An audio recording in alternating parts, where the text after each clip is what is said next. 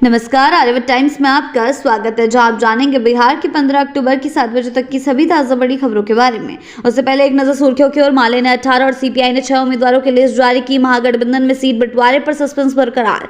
महागठबंधन में सीट बंटवारे से पहले सीपीआई ने जारी की 6 उम्मीदवारों की पहली लिस्ट। बीजेपी ने जारी की 71 उम्मीदवारों की पहली लिस्ट। हमने भी 6 नामों का किया ऐलान। महागठबंधन में सीट बंटवारे पर सस्पेंस जारी। आरजेडी कांग्रेस अपनी मांगों पर अड़े। माले ने बांटे सिंबल। प्रशांत किशोर नहीं, चंचल सिंह राघोपुर से तेजस्वी यादव के खिलाफ लड़ेंगे चुनाव। जनसुराज ने बनाया उम्मीदवार। बढ़ते हैं खबरों की ओर विस्तार से। बिहार इलेक्शन 2025। माले ने 18 और सीपीआई ने 6 उम्मीदवारों की लिस्ट जारी की। महागठबंधन में सीट बंटवारे पर सस्पेंस बरकरार। जी हां, बिहार विधानसभा चुनाव 2025 के लिए महागठबंधन में सीट बंटवारे की औपचारिक घोषणा से पहले ही वामपंथी दलों ने अपनी तैयारी तेज कर दी है। सीपीआई माले ने अपने 18 उम्मीदवारों की सूची जारी कर दी है, जबकि कम्युनिस्ट पार्टी ऑफ इंडिया ने 6 सीटों पर प्रत्याशियों के नाम घोषित किए हैं। माले ने बताया कि बाकी सीटों की घोषणा गठबंधन के अंतिम समझौते के बाद की जाएगी।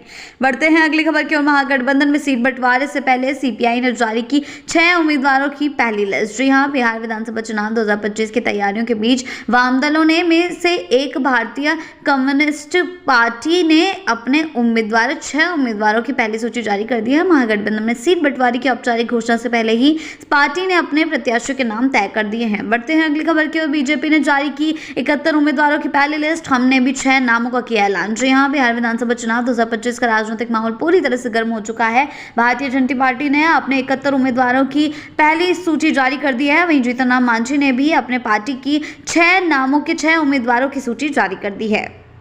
बढ़ते हैं अगली खबर के। महागठबंधन में सीट बंटवारे पर सस्पेंस जारी। आरजेडी कांग्रेस अपनी मांगों पर अड़े। माले ने बांटे सिंबल। जी हां, बिहार विधानसभा चुनाव 2025 के पहले चरण के नामांकन में अब सिर्फ 3 दिन बाकी हैं, लेकिन महागठबंधन में सीट बंटवारे को लेकर स्थिति अब भी साफ नहीं हुई है। मंगलवार को भी राजद और कांग्रेस के बीच सीटों की संख्या और पसंदीदा क्षेत्रों को लेकर मतभेद बने रहे। मुख्यमंत्री चेहरे के ऐलान पर भी कोई सहमति नहीं बन सकी। बढ़ते हैं अगली खबर की ओर। प्रशांत किशोर नहीं, चंचल सिंह राघोपुर से तेजस्वी यादव के खिलाफ लड़ेंगे चुनाव। जनसुराज ने बनाया उम्मीदवार। जी हां, बिहार विधानसभा चुनाव 2025 में राघोपुर सीट से बड़ा सियासी मोड़ सामने आया है। लंबे समय से चर्चा थी कि जनसुराज के संस्थापक प्रशांत किशोर इस सीट से राजद नेता तेजस्वी यादव के खिलाफ चुनाव मैदान में उतर सकते हैं, लेकिन अब जनसुराज ने साफ कर दिया है कि प्रशांत किशोर नहीं बल्कि चंचल सिंह राघोपुर से पार्टी के प्रत्याशी होंगे।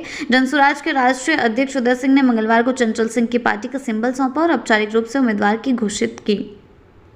बढ़ते हैं अगली खबर की। नालंदा में एएसआई ने खुद को गोली मारकर की आत्महत्या। बैरक में मिला शव, पारिवारिक तनाव बताया कारण। जी हां, बिहार के नालंदा जिले में मंगलवार को एक दर्दनाक घटना सामने आई। राजगीर थाने में तैनात एएसआई सुमन तिर्की ने अपनी सर्विस रिवॉल्वर से खुद को गोली मार ली, जिससे उनके मौके पर ही मौत हो गई। उनका शव थाने के बैरक में पाया गया। मृतक एएसआई झारखंड के गुमला जिले के घाघरा थाना क्षेत्र के भटौली गांव के निवासी थे और करीब 1.5 साल से पुलिस हेल्पलाइन 112 में कार्यरत थे।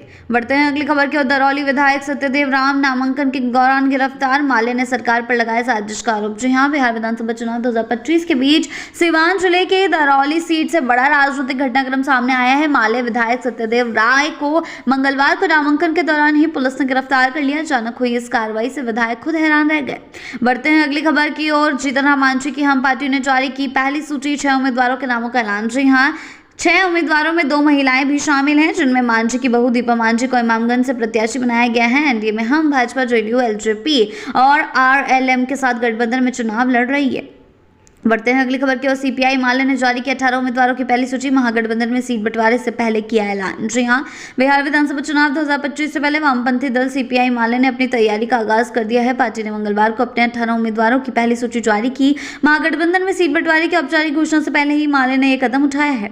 बढ़ते हैं अगली खबर की ओर। एनडीए में सीटों की संख्या तय। अब सीटों के नाम पर चल रही है अंतिम दौर की बातचीत। जी हां, बिहार विधानसभा चुनाव के लिए एनडीए में सीट बंटवारे को लेकर तस्वीर लगभग साफ हो गई है। गठबंधन में शामिल 5 दलों बीजेपी, जेडीयू, हम, एलजेपी और आरएलएम ने अपनी चुनावी बिसात बिछाना शुरू कर दिया है। एक के बाद एक पार्टी उम्मीदवारों की सूची भी जारी कर रही है। बढ़ते हैं अगली खबर की ओर। लोक गायिका मैथिली ठाकुर हुई भाजपा में शामिल। प्रदेश अध्यक्ष दिलीप जायसवाल ने दिलाई सदस्यता।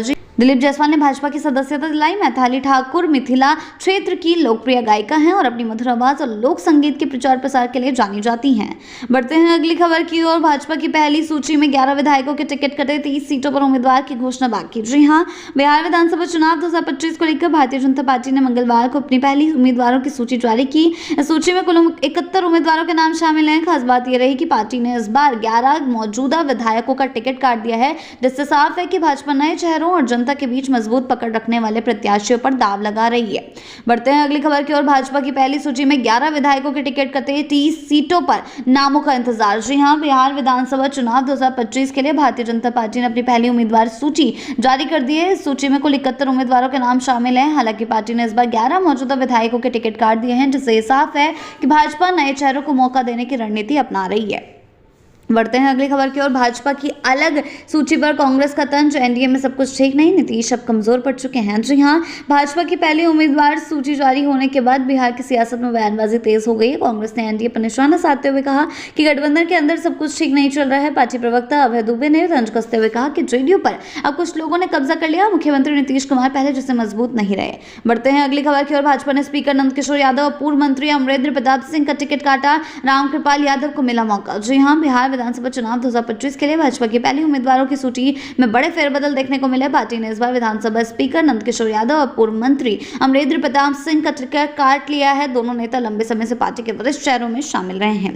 बिहार की ऐसी ताजा बड़ी खबरों के लिए जुड़े रहें आर्यवत टाइम्स के साथ ही चैनल को सब्सक्राइब करना ना भूलें और हमारी फेसबुक और वेबसाइट के साथ भी जरूर जुड़ें। ऐसी ही अपडेट्स के लिए जुड़े रहें आर्यवत टाइम्स के साथ ही चैनल को सब्सक्राइब करना ना भूलें और हमारी फेसबुक और वेबसाइट के साथ भी जरूर जुड़ें।